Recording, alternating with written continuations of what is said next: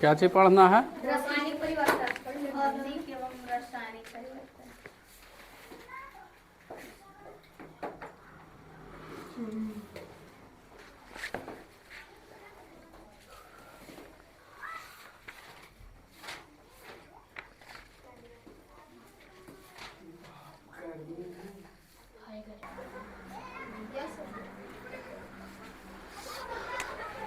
देखो क्या चीज पढ़ना हम लोग को?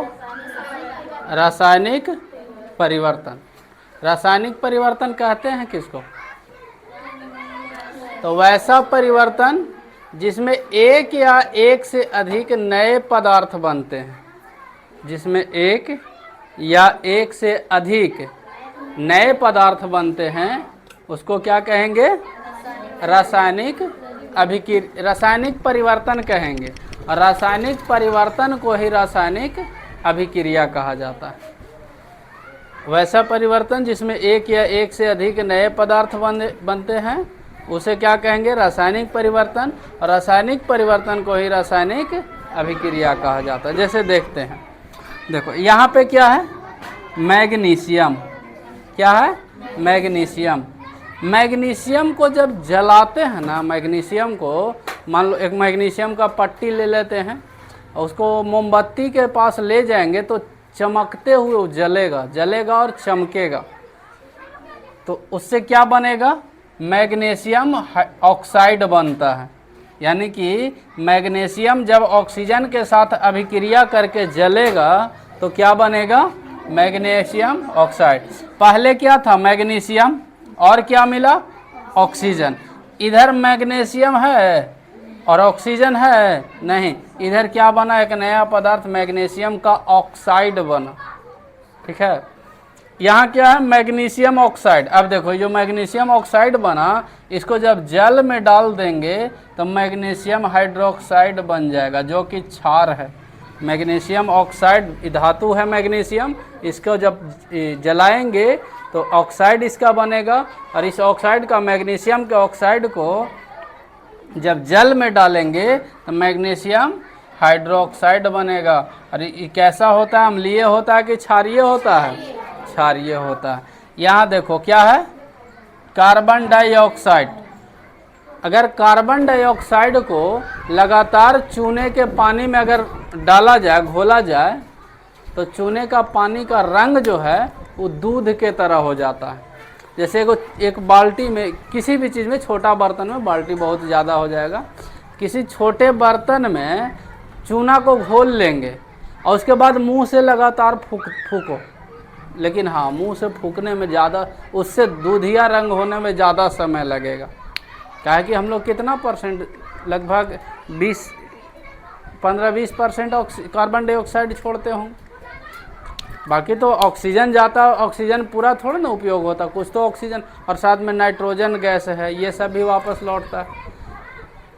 जब चूने के पानी में लगातार फूकेंगे ना, या फिर फूकने की जगह अगर कार्बन डाइऑक्साइड गैस की सुविधा है तो उसको अगर उसमें प्रवाहित करेंगे चूने के जल में, तो उसका रंग कैसा हो जाता है? दूधिया रंग का हो जाता है। तो सवाल पूछता है कभी कभी कि चूने के पानी में कौन सा गैस प्रवाहित करने से उसका दूधिया रंग हो जाता है, या फिर पूछेगा कि चूने के पानी का रंग दूधिया क्यों हो जाता है? तो कार्बन डाइऑक्साइड के कारण। यानी कि चूने के पानी में कार्बन डाइऑक्साइड को प्रवाहित करेंगे तो उसका रंग दूधिया मतलब होता है दूध के जैसा हो जाता है।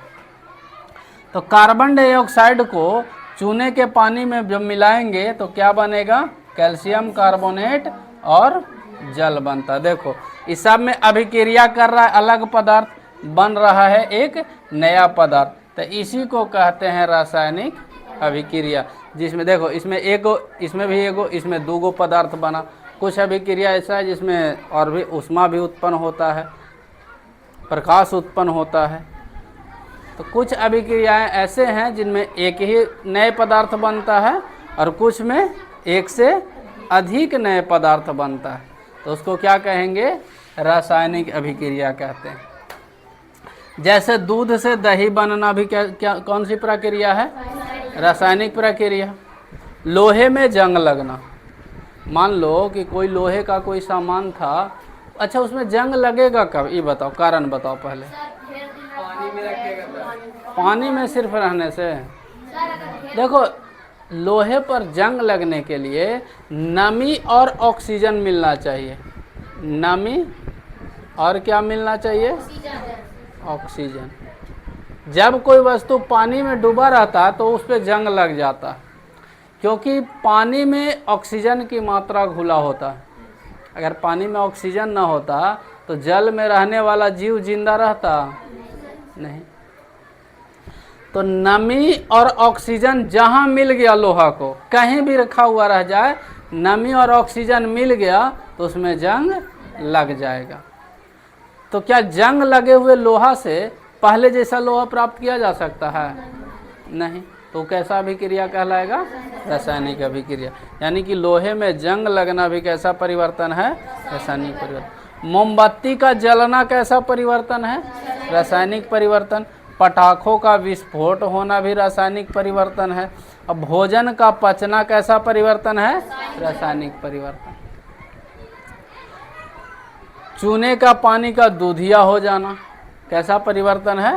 रासायनिक परिवर्तन। अब रासायनिक परिवर्तन के दौरान देखेंगे कि कौन कौन से घटनाएं घटित होती है, मतलब इसमें क्या क्या उत्पन्न हो सकता है। तो एक तो रासायनिक, देखो रासायनिक परिवर्तन में घटित होने वाली घटनाएं, तो एक तो ऊष्मा उत्पन्न हो सकता है। जैसे यहाँ पे बताएं कि मैग्नीशियम को ऑक्सीजन के उपस्थिति में जब उसको जलाएंगे, ऐसे कोई भी चीज़ जलता है बिना ऑक्सीजन के नहीं जलता है। अगर कोई कहे कि सर हम बिना ऑक्सीजन के, हाँ कुछ पदार्थ हैं जो जलते हैं, लेकिन 99% जो है वह पदार्थ वो बिना ऑक्सीजन के नहीं जलता। तो मैग्नीशियम को जब ऑक्सीजन की उपस्थिति में जलाएंगे तो क्या उत्पन्न होता है? अभी क्या बोले थे कि तेजी से चमकते हुए जलता है। मतलब चमकेगा तो क्या होगा? प्रकाश उत्पन्न होगा। चमकेगा तो क्या उत्पन्न होगा? प्रकाश। यानी कि प्रकाश, और उसमें क्या निकलेगा? ऊष्मा। तो प्रकाश, ऊष्मा या और भी कोई अन्य किसी प्रकार का कोई विकिरण मुक्त होना कैसा परिवर्तन में घटित होने वाला घटना है? रासायनिक परिवर्तन में। तो रासायनिक परिवर्तन में ऊष्मा मुक्त होता है, प्रकाश मुक्त होता है, या और भी अन्य विकिरण। और क्या है? तो गैस उत्पन्न होता है। जैसे भोजन को 2 दिन छोड़ दो बना करके और उसको 1-2 दिन छोड़ दो, क्या होगा? बहुत अच्छा सुगंध आ जाएगा, है ना?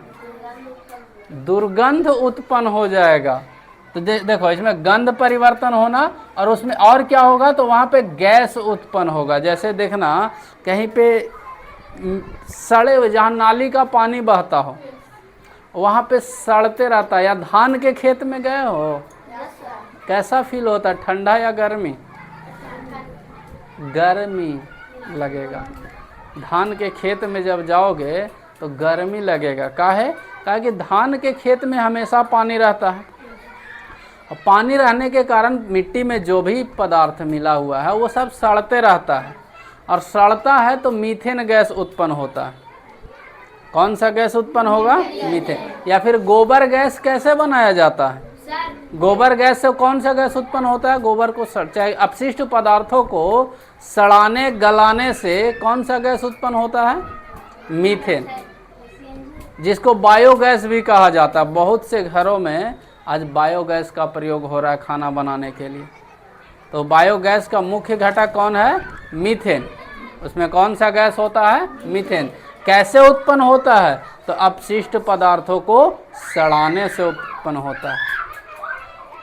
यानी कि क्या उत्पन्न होगा? एक तो गैस उत्पन्न होगा, गंध परिवर्तन होगा, रंग परिवर्तन होगा। जैसे लोहा में जंग लगता है तो उसका रंग परिवर्तन हो जाता है ना। गैस बनेगा, गैस बनना 2 जगह लिख दिए। ध्वनि का उत्पन्न होना, कुछ ऐसे रासायनिक अभिक्रिया हैं जिसके दौरान, घटित होने के दौरान, अभिक्रिया के दौरान ध्वनि भी उत्पन्न होता है। तो ये रहा रासायनिक परिवर्तन। अब इसमें और हम लोग पढ़ेंगे, जैसे 2-4 बातें इसमें से विशेष रूप से जानेंगे। जैसे लोहे में जंग लगना, तो तो लोहे में जंग पूछा जाए किसके कारण से लगता है, तो नमी और ऑक्सीजन के कारण। यानी कि नमी और ऑक्सीजन से अगर दूर रखा जाए तो क्या जंग लगेगा लोहा में? नहीं। इसीलिए लोहा में देखना, नया नया लोहा आता है ना, उसको पकड़ोगे तो देखना काला काला लग जाता है पूरा, उस पर कुछ कोटिंग किया जाता है जिसको गैल्वेनाइजेशन भी कहते हैं। लोहे को अगर जंग लगने से बचाना है तो एक प्रक्रिया होता है गैल्वेनाइजेशन। गैल्वेनाइजेशन